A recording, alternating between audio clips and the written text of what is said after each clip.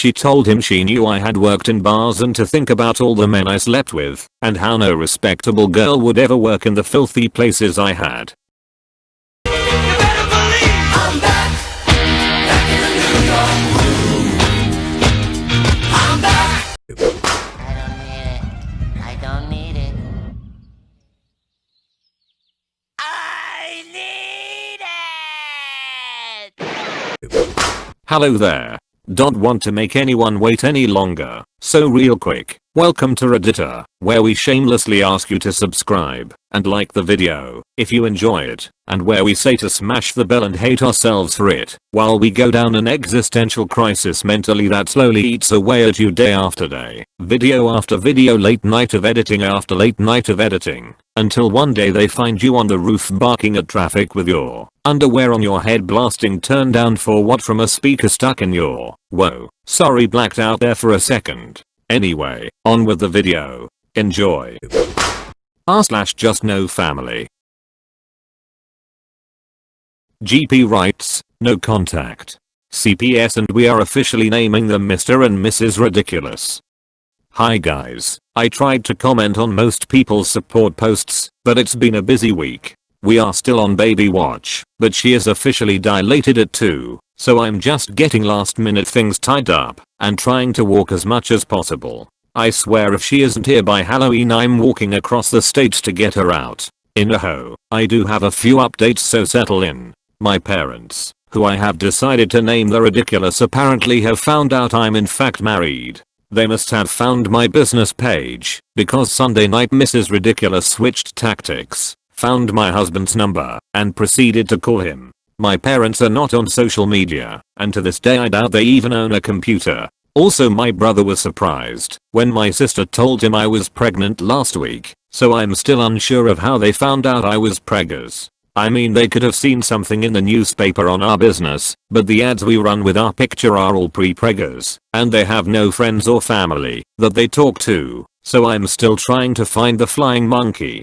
My husband answered his phone while we were in the kitchen cooking and immediately walked outside. I wasn't alarmed because I figured he had gone to grab firewood or let a dog out or put chickens up or whatever he does when he ventures out and about. He came back after about 10 minutes with a tight look on his very red face, and I knew something was up. I asked what was wrong, and he just shook his head and gave me a hug. My husband is one of those laid back good old boy types who is hardly ever rattled and avoids confrontation with humor. He never fights anyone, and once in a bar I watched him make friends with a guy trying to pick a fight. They are still friends to this day. He is Mr. Social and gets at least 2+ calls a day from random buddies. He said Mrs. Ridiculous called him and demanded to talk. My mom has never met or talked to my husband, so this piqued his curiosity. He said she started off by telling him that I was a really sick person who was extremely money hungry and was using him for money. I was mentally ill, and it wasn't his fault. He didn't see it as I'm a master manipulator. She was worried once I had the baby I would physically harm the child, and he needed to bring the baby to her so she could protect his child from me. She went on to talk about how I had lied about the ridiculous parent life with them was not that bad. How I had been a difficult child and had been wild and even whored around during high school, and they didn't know what to do with me and couldn't control me. My mom told him of a time we got physical and I pushed her, and how scared she was of me and how unhinged I am. She told him she knew I had worked in bars and to think about all the men I slept with and how no respectable girl would ever work in the filthy places I had. He listened for a while and then laid into her. 1. My husband and I were really good friends for years before we actually realized that we would make an awesome couple and fell in love. When I met him, he was a broke college student with an alcohol problem living in a camper working a dead-end job. For Christmas one year I stood in Black Friday lines with my then boyfriend to buy him a discounted heated blanket and heater because I knew he was freezing to death in a camper in the middle of winter. He saw me going to school and busting ass at 3+ jobs to make ends meet and pay my bills. I only stopped working so much and went down to one job after our business had been in the green for over 3 years, and we felt comfortable 2 years ago.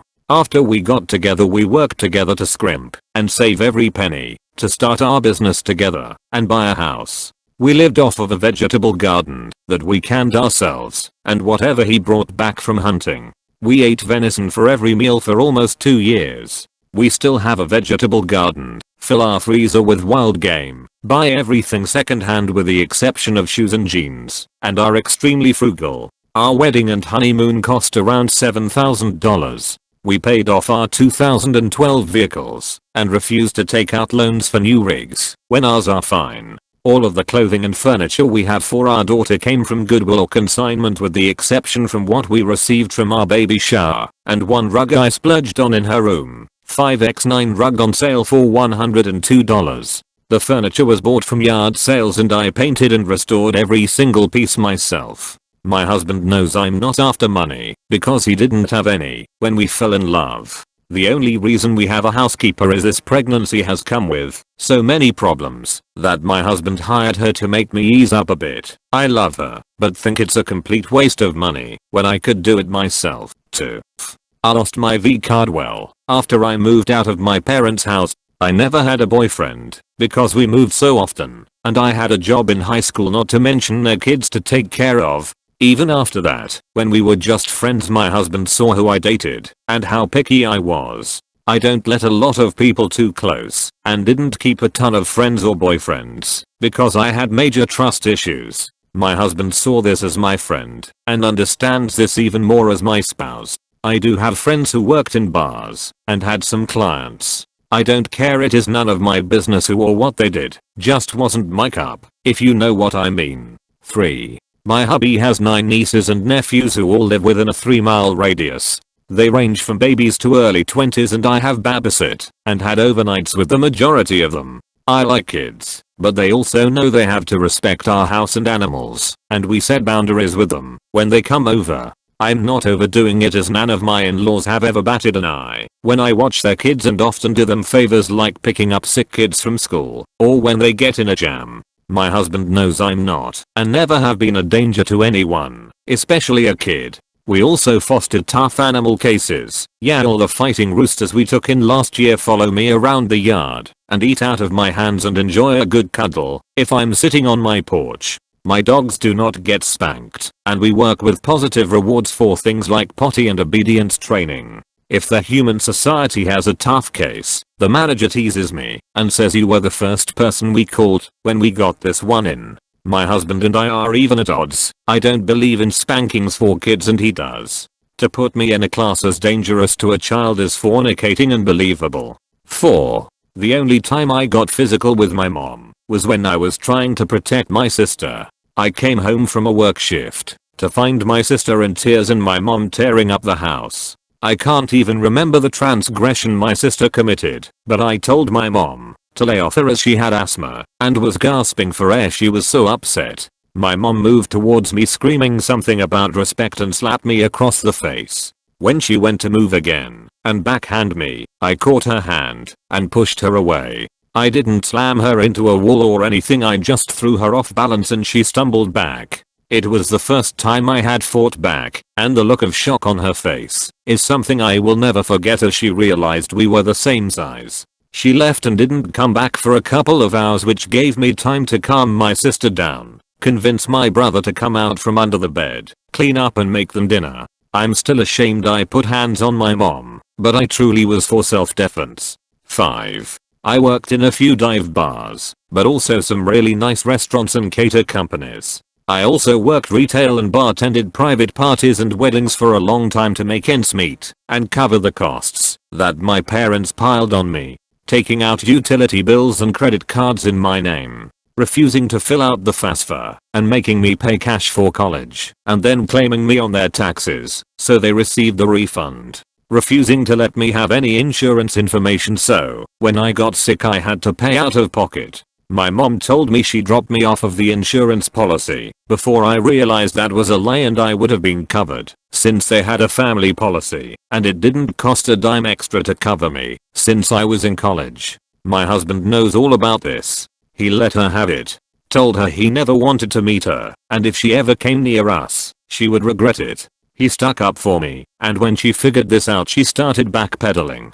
She screamed that we weren't really married because he never asked for their permission. asked him what drugs he was on, and threatened to call the law. My husband doesn't do anything, and even stopped drinking a few years ago. He hung up on her. We are adding this call to the pile for our lawyer who has a C&D ready, but we are unsure of where they live, or work to serve them. We may have to hire a PI to get the information. Thanks for letting me vent. The ridiculous pair have not gotten the best of me. I'm determined to move on from this, and focus on this Tebow expert currently residing in my belly. It's just nice to have a place to vent and get it out. If you're going through something similar, and I know some of you are, I encourage you to write and post and let other people support you instead of letting it run in circles in your head. Been there, done that. Whoa, you made it to the end? Nice. If you liked it, don't forget to subscribe and like. I'm a new channel, and it helps a lot more than you think. Anyway, thank you for watching. I hope you enjoy the rest of your day. Select